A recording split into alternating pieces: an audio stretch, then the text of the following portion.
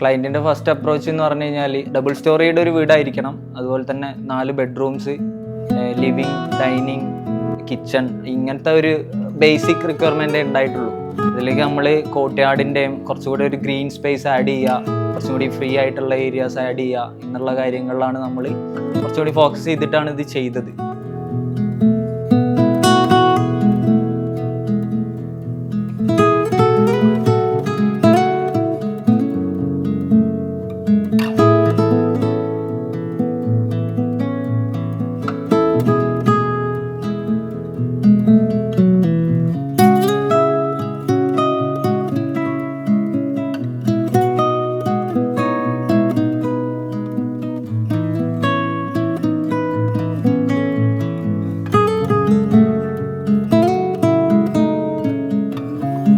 ഇന്റീരിയറിൽ 3 കോർട്ട്യാർഡ്സ് ആണ് നമുക്കുള്ളത്.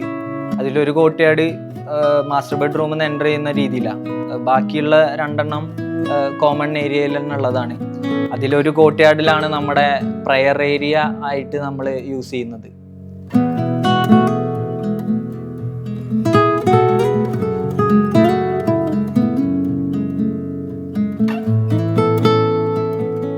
ഒരു ഡൈനിങ്ങിൽ നിന്ന് എൻ്റർ ആവുന്ന അവരുടെ പഴയ വീട്ടിലേക്കുള്ള ഒരു വിഷൻ കിട്ടുന്ന രീതിയിലാണ് മറ്റൊരു കോർട്ട്യാർഡ് നമ്മൾ അറേഞ്ച് ചെയ്തിട്ടുള്ളത്. ഇത് രണ്ടും അത്യാവശ്യം എന്താ പറയുക, ഇങ്ങനെ നാച്ചുറലി ഇതുപോലെ തന്നെ ഗ്രീൻ സ്പേസ് തന്നെയാണ്. കാരണം പ്ലാന്റ്സ് കാര്യങ്ങൾ അതെല്ലാം ഇപ്പോൾ ഇവിടുത്തെ മെയിൻറ്റെയിൻ ചെയ്യാവുന്ന രീതിയിലുള്ള പ്ലാന്റ്സ് വെച്ചിട്ട് തന്നെ നമ്മൾ ചെയ്തിട്ടുള്ളത്.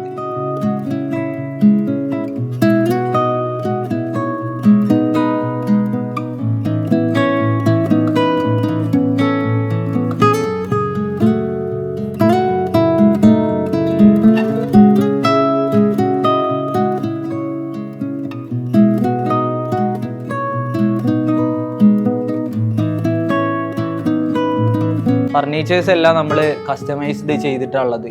അതായത് നമ്മൾ വുഡ്, സ്റ്റീൽ അല്ലെ മെറ്റൽ എന്നുള്ള ഒരു ഇതിൽ തന്നെയാണ് പോയിട്ടുള്ളത്.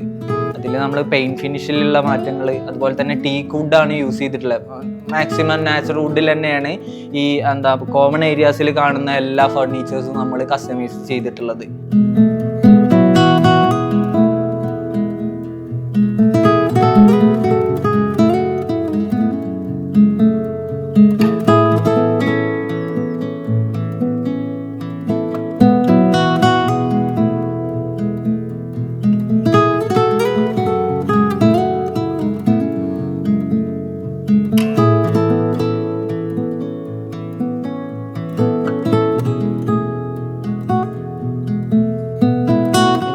ഫാബ്രിക്കേറ്റഡ് ആയിട്ടുള്ളൊരു സ്റ്റെയർ ആണ് നമ്മൾ ചെയ്തിട്ടുള്ളത്. ഇവിടെ ഫാമിലി ഏരിയയിലാണ് നമ്മുടെ ഈ സ്റ്റെയർ കേസ് വരുന്നത്. സോ ആ TV യൂണിറ്റ് സെറ്റ് ചെയ്തിട്ടുള്ളത് അതിൻ്റെ ഒരു ഹാൻഡ് റെയിലാണ്. അതൊരു മെറ്റൽ ഒരു പ്ലേറ്റ് ആണ്. ഫസ്റ്റ് ഫ്ലോറിലേക്ക് വരുമ്പോൾ നമുക്ക് 2 ബെഡ്റൂംസ് ആണുള്ളത്.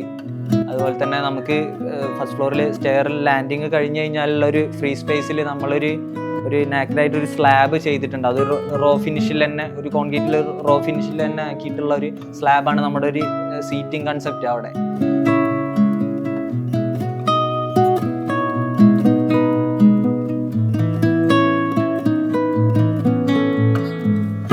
ഇന്റീരിയറിൽ പിന്നെ നമുക്ക് സീലിംഗ്, അതായത് ഫാൾ സീലിംഗ് ഒന്നും ചെയ്തിട്ടില്ല. നമ്മൾ ഇല്ലതെല്ലാം പല ഏരിയാസിലും നമ്മൾ റോ ആയിട്ടുള്ള ടെക്സ്റ്റൈൽസ് തന്നെയാണ് കാണിച്ചിട്ടുള്ളത്.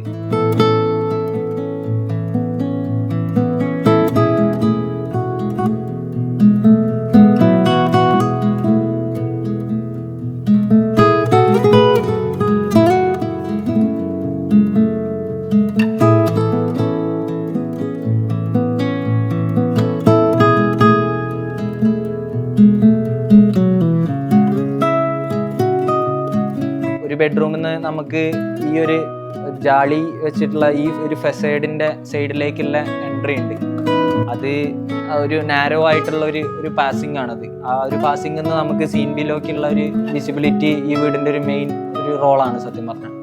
പ്ലോട്ടിന് തൊട്ടടുത്ത് തന്നെ നെയ്ബേഴ്സിൻ്റെ കോമ്പൗണ്ട് വാൾസ്, അതേപോലെ തന്നെ വീടൊക്കെ അത്രയും ക്ലോസ്ഡ് ആയിട്ടുള്ള ഒരു സാന്നിധ്യത്തിൽ നമ്മൾ ബാൽക്കണി എന്നുള്ള ഒരു കൺസെപ്റ്റ് നമുക്ക് കുറച്ച് ചലഞ്ചിങ് ആയിരുന്നു. അതായത് ഒരു ഓപ്പൺ ടെറസ് ഏരിയ ഉണ്ട് നമ്മുടെ കിച്ചൻ്റെ മുകളിലായിട്ട്. ആ ഒരു ഓപ്പൺ ടെറസ് ഏരിയനെ നമ്മൾ ഒരു ഫാബ്രിക്കേറ്റിൽ ഒരു റൂഫ് സ്ട്രക്ചർ ചെയ്തിട്ട് അതിനാണ് നമ്മളൊരു ചെറിയൊരു സീറ്റിംഗ് ഏരിയ ഒക്കെ അറേഞ്ച് ചെയ്ത് ഫാമിലിക്ക് നല്ല രീതിയിൽ ഗുഡ് മൊമെന്റ്സ് സ്പെൻഡ് ചെയ്യാൻ വേണ്ടിയിട്ട് ഒരു ഏരിയ സെറ്റ് ചെയ്തിട്ടാണുള്ളത്. അതാണ് നമ്മുടെ ഒരു ബാൽക്കണി കൺസെപ്റ്റ്. സത്യം പറഞ്ഞാൽ ഒരു ഫ്ലാറ്റ് റൂഫ്ഡ് ആയിട്ടുള്ള വീട് ചെയ്യുന്നതിൻ്റെ അപ്പുറം ഒരു കണ്ടംപററി സ്റ്റൈലാണല്ലോ, അപ്പോൾ ഒരു ബോക്സി ലുക്ക് കിട്ടണം എന്നുള്ളതായിരുന്നു ക്ലയൻറ്റിൻ്റെ ഒരു എലവേഷൻ ലുക്ക് വൈസ് ഉള്ള ഒരു റിക്വയർമെൻറ്റ്. അത് നമ്മൾ സോൾവ് ചെയ്യാന്നുള്ളത് മാത്രമല്ല, ഒന്നുകൂടെ ഫങ്ഷണൽ ആവണം എന്നുള്ളൊരു ആഗ്രഹം ഉണ്ടായിരുന്നു. അപ്പോൾ അങ്ങനെയാണ് നമ്മൾ ഒരു ജാളി പാറ്റേണിലേക്ക് വരുന്നത്.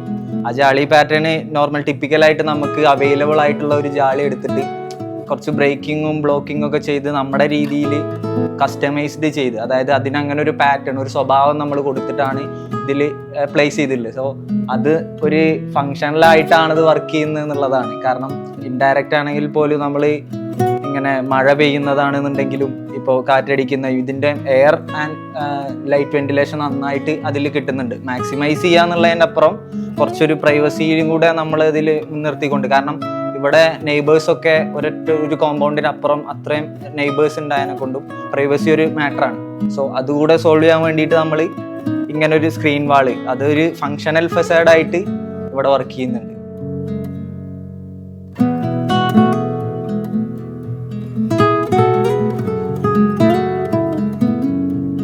മെയിൻ റോഡിൽ നിന്ന് ഒരു 3rd പ്ലോട്ടായിട്ടാണ് നമ്മളെ ലാൻഡ് കിടക്കുന്നത്.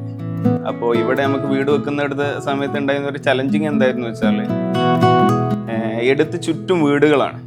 അപ്പോൾ നമ്മളെ വീടിൻ്റെ അകത്തേക്കുള്ള വെന്റിലേഷൻ കട്ടാവും ചെയ്യരുത്, നമ്മളെ പ്രൈവസിനെ ഒരിക്കലും ഇത് ബാധിക്കരുത്. അങ്ങനെ ഒരു ഡിസൈനാണ് നമ്മൾ എക്സ്റ്റീരിയറിൽ കൊടുത്തിട്ടുള്ളത്. ഇപ്പോൾ ഏകദേശം 1 വർഷം കഴിഞ്ഞു നമ്മൾ ഈ പ്രൊജക്റ്റിൻ്റെ ഷൂട്ട് ചെയ്യുമ്പോൾ. കണ്ടംപററി ഡിസൈൻ എന്ന് പറയുമ്പോൾ എല്ലാവർക്കും ഒരു തോന്നലാണ്, ഒരു വെതർ കഴിയുമ്പോൾ തന്നെ ഇതിന് നമുക്ക് ഒരുപാട് പ്രശ്നങ്ങൾ വരും. അപ്പം അങ്ങനെ ഒരു ആ ഒരു പ്രശ്നം ഇല്ല, അത് നമ്മൾ സോൾവ് ചെയ്തിട്ടുണ്ടെന്ന് കാണിക്കാൻ വേണ്ടിയിട്ടാണ് നമ്മൾ 1 വർഷം വരെ ഈ ഷൂട്ട് നമ്മൾ നീട്ടിക്കൊണ്ടുപോയത്. അപ്പോൾ ഇവരെ ഫസ്റ്റ് അപ്രോച്ച് ചെയ്തപ്പോൾ ഞാൻ പറഞ്ഞതെന്ന് വെച്ചാൽ ഇതാണ് പ്ലോട്ട് വരുന്നത്. എൻ്റെ മെയിൻ റിക്വയർമെൻറ്റ് എന്താണെന്ന് വെച്ച് കഴിഞ്ഞാൽ അതിൽ നമ്മൾക്ക് പുറത്ത് എന്താണോ പുറത്തെ വെതർ അത് അതുപോലെ വീടിൻ്റെ ഉള്ളിൽ കിട്ടണം എന്നുള്ളതായിരുന്നു. അത് ഇപ്പോൾ ഞാൻ മനസ്സിലാക്കിയെടുത്തുള്ള അത് ആ കറക്റ്റ് രീതിയിൽ ഇപ്പോൾ ഒരു 1 year ആയി നമ്മളിതിലോട്ട് മാറിയിട്ട്. ചൂടാണെന്നുണ്ടെങ്കിൽ ഉള്ളിൽ ചൂടുണ്ട്, മഴ കിട്ടുവാണെങ്കിൽ നമുക്കത് കറക്റ്റായിട്ട് ആ മഴയുടെ ഫീല് ഉള്ളിൽ നമുക്ക് കിട്ടുന്നുണ്ട്. കാറ്റിൻ്റെ കാര്യത്തിലാണെന്നുണ്ടെങ്കിലും വെളിച്ചത്തിൻ്റെ കാര്യത്തിലാണെങ്കിലും ആ ഒരു ഫ്ലോ നമുക്കുണ്ടാകും. അത് ജാളി ചെയ്ത് ഓപ്പൺ അല്ല, ആ ഒരു അതിൻ്റെ ഇടയിൽ ആ ബ്ലോക്സിന് ഇവർ കസ്റ്റമൈസ്ഡ് ആയിട്ട് ചെയ്തതുകൊണ്ട് പ്രൈവസി ഇതിലും നമുക്കത് കവറായിട്ട് പോകുന്നുണ്ട്. എന്നാൽ നമുക്ക് ഓപ്പൺ ആണോ എന്ന് ചോദിച്ചാൽ ഓപ്പൺ ആണ്.